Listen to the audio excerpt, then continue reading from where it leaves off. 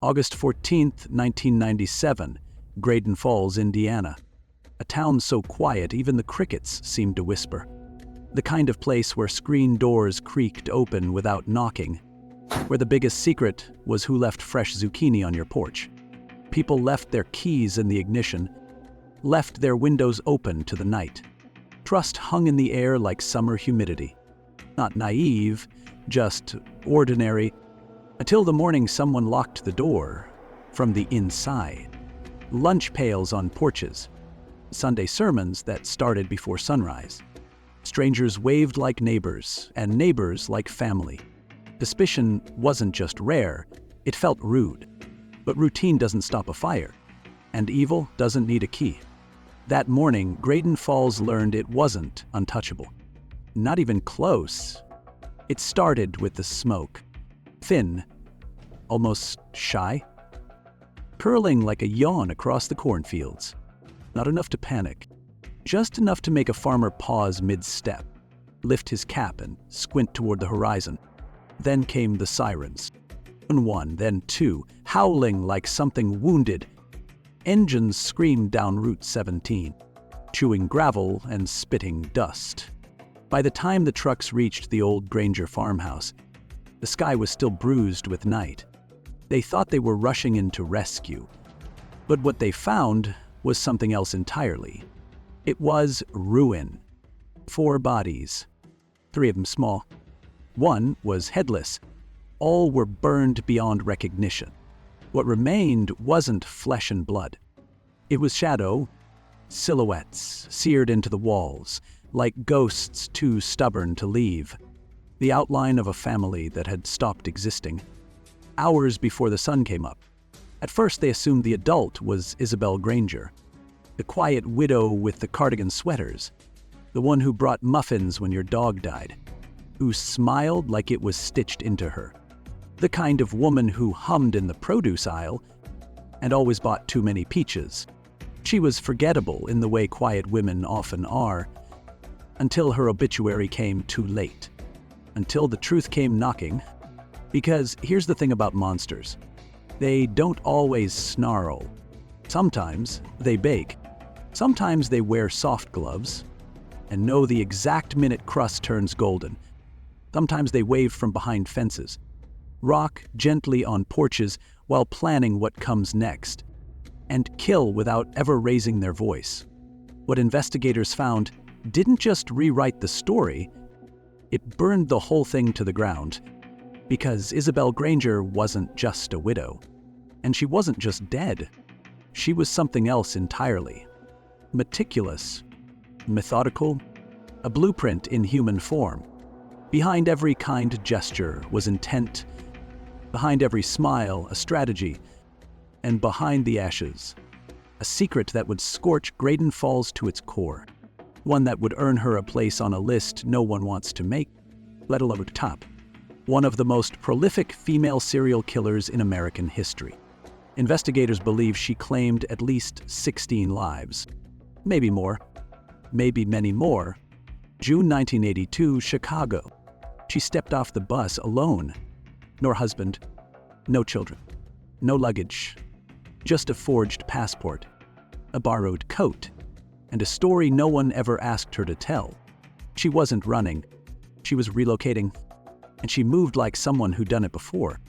Within a year, she slipped into a new life like a second skin. A fresh name, a simple gold ring, a modest house on a street where everyone smiled, but no one looked too closely. Gone, like vapor, into PTA meetings, Sunday potlucks, and rows of overwatered petunias. To the neighborhood, she was just another soft-spoken immigrant wife, always baking too much bread, always waving from her porch. But behind those eyes, calculus, endless equations, the weighing, the waiting. Because Isabelle wasn't after comfort, or community, or even love. She was looking for leverage. First, the engine shop. An accident, they said. Steel curled inward. Black smoke unspooling from the rafters like memory. Then the house reduced to ash. Another fire. Another insurance check. Another clean break. Then, the children. 2 of them, both under 6, both gone within weeks of each other. Food poisoning, said the doctor. But seizures? Liver failure? That wasn't tainted meat. That was chemistry. That was control. Still, no red flags, no alarms. Just lasagnas left on doorsteps and candlelight vigils. Just silence. Or maybe there were signs. Maybe people did look, and then looked away. She had a way of making people second-guess themselves, doubt their instincts, feel rude for even wondering. The kind that made questions die mid-sentence. Behind every smile, a strategy. August 1987. Another tragedy. Another husband. Martin Granger had just folded the laundry. He poured his coffee, sat down in his recliner, took 2 sips, and dropped. Hard, like someone yanked the cord on his life mid-sentence. The cup shattered. So did the illusion. Isabelle called 911, calm as glass. No panic. No gasps. She recited their address like she was confirming a dinner reservation. Steady, striptease, like she'd practiced it before. The coroner wrote down, stroke, another untimely loss. But one small detail stood out. Martin died on a Wednesday, the day his 2 life insurance policies briefly overlapped. One expired at midnight. The other began that morning. Coincidence? Or choreography? A 6-hour window. And he died dead center in it. Like a needle through the eye of a storm. Dead center. Too precise to be luck. What were the odds? Whatever they were, Isabelle cashed in. Health checks cleared. No questions. No suspicion. Just condolences and then silence. 6 months later, she vanished. No obituary. No service. No police report. And then she was gone. She never claimed to be gone. She just stopped being seen. She simply let the world assume she faded. And the world, ever eager to forget quiet women, was happy to. She didn't need a disguise, one detective would later say. She became the neighborhood. She blended like dust on a windowsill. Always there, never noticed. You'd wave to her on your way to work, offer to mow her lawn, maybe bring in her mail, and never once ask her name. She resurfaced in a place that didn't make maps, Graden Falls, Indiana, paid cash for a 12-acre farmhouse that didn't even have a mailbox. No neighbors, no chatter, no past, just space, just control, and then routine. Every morning, 8:03 on the dot, Isabelle stood by the door, still watching. Same robe, same posture, same porcelain gloves that looked like they'd shatter if you tapped them. 2 fingers raised in a gesture that might have been a wave, but felt more like a signal, a warning, or a countdown. Locals called her clockwork, because nothing around her ever changed. The wind chime never moved. The scarecrow never shifted. The dog only barked if you lingered. And if you did, she was already there, in the window, watching. Her house looked like something off a jigsaw puzzle box. All perfect trim and frozen charm. But paintings don't breathe, and nothing behind those curtains felt alive. So they waved back. Because what else do you do with a woman like that? October 1990. The silence broke. Isabelle brought life back into the house. Or so it seemed. She married again. Thomas Avery, a soft-spoken widower with a baby girl, and eyes far too kind for the world he lived in. He still wore his late wife's ring, still tucked the baby in with nursery rhymes that caught in his throat. The baby, barely 10 months old, reached for everything, especially Isabelle. She moved like smoke, quiet, creeping, inevitable. First, a toothbrush, then a robe on the hook, and then her name on the mailbox. Neighbors called it sweet, said she took to the child like a seasoned mother. "She's a blessing," they whispered. But blessings don't pack up nurseries before the funeral. because within weeks the crying stopped. No gasps, no rustling sheets, no midnight cries, only stillness remained, so thick it pressed on the walls like a second layer of paint. By morning, the crib hadn't moved. The baby hadn't either. The doctor called it SIDS. No autopsy. No questions. Casseroles. Half-hearted condolences. Nothing else. And Isabelle? She folded the baby's blankets with the same precision she used folding towels. Edges aligned, corners crisp. No tears. No tremble. Not a moment of hesitation. It was quiet work. Final. Like closing a book in a room no one else remembered entering. The nursery sat untouched for a day. The crib was removed. The mobile packed with care. The door stayed shut. 3 months later, Thomas fell. The attic ladder hung low, like a mouth left ajar.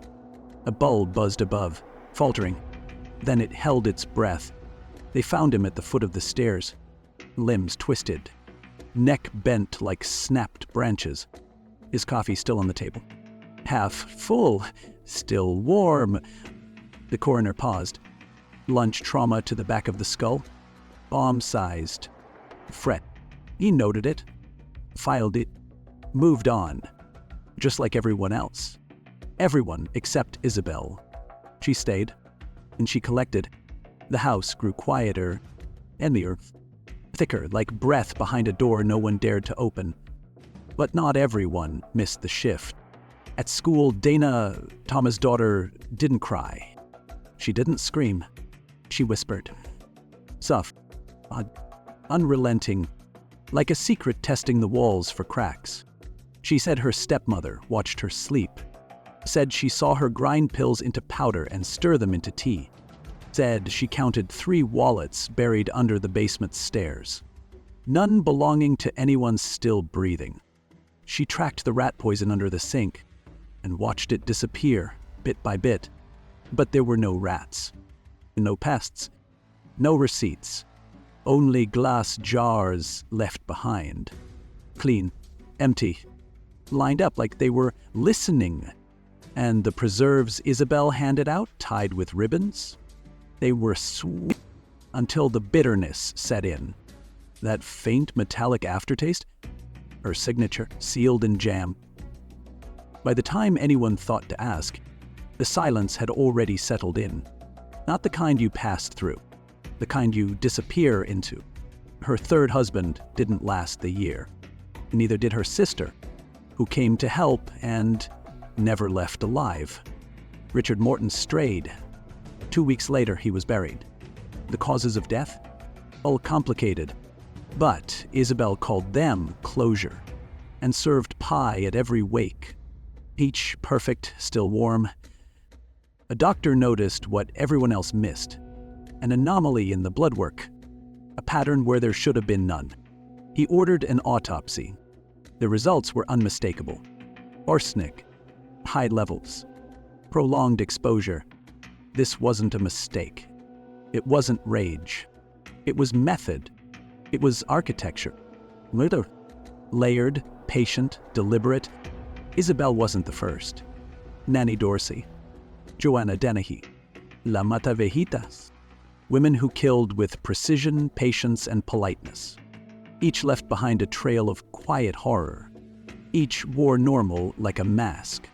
Rachel had her wine. Nanny had her prune cake. And Isabelle? She had a porch, a smile, and silence that knew when to listen. We call them monsters, but monsters are easy to spot. They crash through doors. They snarl in the dark. They wear rage like armor. The harder ones, they wave from across the street, offer to carry your groceries, compliment your rose bush. They remember your dog's name, your birthday, your grief. They hum while trimming hedges, say, "Bless your heart," as they hand you a jar of homemade preserves. They offer pie, warm, golden, perfect, and serve it with eyes that never blink. And by the time you realize what they are, you've already swallowed the last bite. You're really under. You're already gone.